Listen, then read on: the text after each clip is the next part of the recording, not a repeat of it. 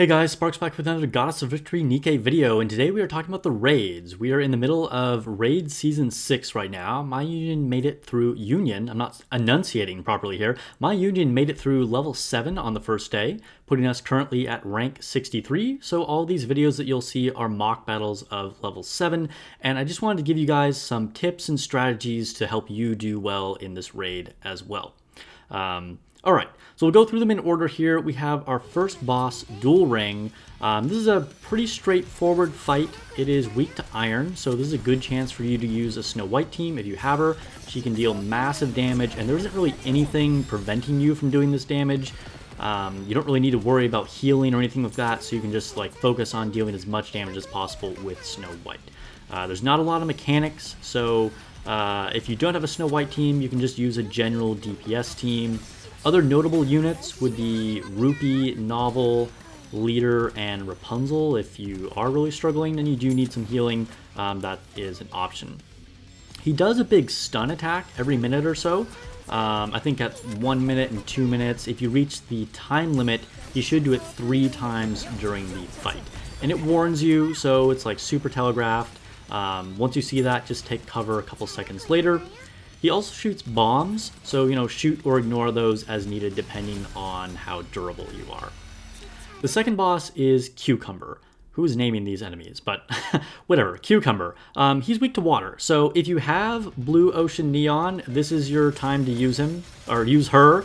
He's the only fire enemy, and I think she can actually be pretty good. Not that I would know. I never managed to pull her, but yeah, I think Summer Neon is probably pretty decent in this fight, or whatever kind of water team you can put together. Other notable units are Dorothy, Brid, and Bay Goddess Mary, so now's the time to shine with all those summer units.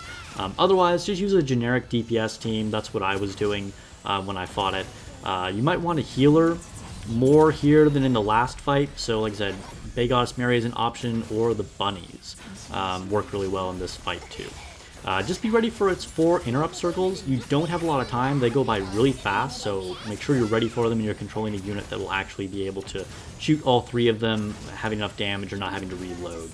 You don't have a lot of time, and just make sure you don't hit the one white one. The third boss is Gravedigger. What more can I say about Gravedigger? Use your shotguns. It's actually a surprisingly easy version of Gravedigger as well. It moves very slowly, and the circles are even closer together than normal, so it's even easier to hit multiple circles with a shotgun.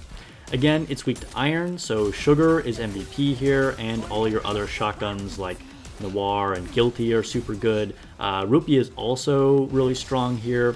Don't bother with healing or shields, but this is a good place to use Flex Burst 1 like Volume or Pepper, so you can save Leader or Dorothy for someone else. Most of the time, prioritize the drill missiles that are coming at you so you don't get stunned or lose your cover for when he inevitably does his big attack at some point. You have to be fast when he does his big patterns later on in the fight, because there are a lot of circles to hit. It will either be a giant V kind of shape or 3 groups of circles. Okay, the fourth enemy is Plate. So Pierce is the way to go to breach his shield. That can be very hard to get rid of unless you have Pierce units. You can also do another strategy that I'll talk about in a second. So basically use your Alice team if you have one. Other notable units with Pierce are Maxwell, Heron, and Nihilister. It'll shoot volleys of bombs here and there, but they shouldn't really give you much trouble. The other way to go is to try and actually remove the shield. It's based on number of hits instead of damage, so machine guns are ideal. I think this is definitely the worst strat, but it is doable if you don't have a really strong Pierce team. If not, you can just Pierce, Pierce, Pierce the whole way through it and not have to worry about the shield at all. Okay, the last fight is Land Eater, and my personal vote for the most epic fight in the game. It's also brand new to raids. So you need enough DPS to take out the circles before the shield goes up. If you fail to prevent the shield, you are in bad shape. Your run will be massively impacted.